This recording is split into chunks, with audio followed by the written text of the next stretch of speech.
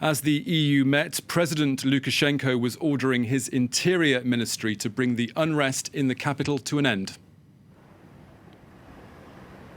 Yes, and he was also accusing European leaders of fomenting and stirring up the unrest. These declarations and announcements of sanctions are in a way grist to the mill of Lukashenko's rhetorical line, which has from the beginning been to portray this crisis as a form of Western meddling in Belarus and an attempt to bring Belarus away from Russia's orbit. The protesters and their leaders are at pains to stress that that's not the case, that they don't plan to undo any of Belarus's alliances with Russia, but Lukashenko is very much sticking to the same rhetorical line and also seemingly promising some kind of a new crackdown on the protests, though we don't know what kind of form it will take. But his words were, "We'll deal with these protesters." Those were spoken towards striking workers, saying that they should go back to work and not pay attention to people who are protesting in support of them, in fact, in front of their factories.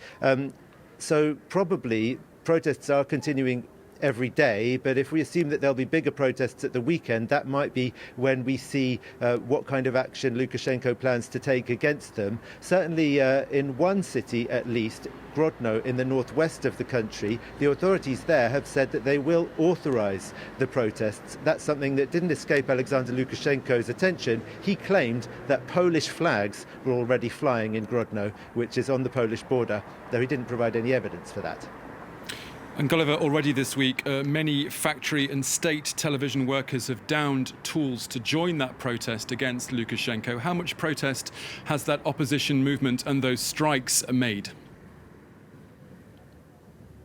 Well, there was a strike that was broken up by police at the very symbolic, vast Minsk tractor works today. They weren't able to strike there, and already yesterday quite a large number of the striking workers there had decided to go back to work, citing pressure from their employees. That's a story that's being repeated across the country, but at the same time there are also more strikers who are joining strike action despite pressure from their employees. Most of these industries in Belarus, in fact almost all of them, are state-owned, so the pressure that's coming from employees is coming from factory directors who are remaining loyal to Alexander Lukashenko. I spoke earlier to Sergei Antusevich, who's head of the Congress of Democratic Belarusian Trade Unions, who said it's actually quite hard even for them to get a clear picture of how many workers are downing tools and how many workers are giving up on their strike action under that pressure from employers. And he said they're trying to get together a national strike committee to provide some kind of organizational structure and some financial support to striking workers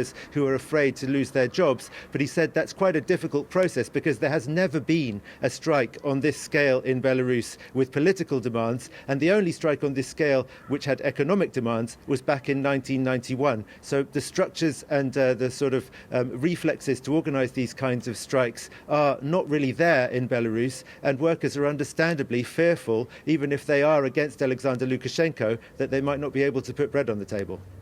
Okay, our regional correspondent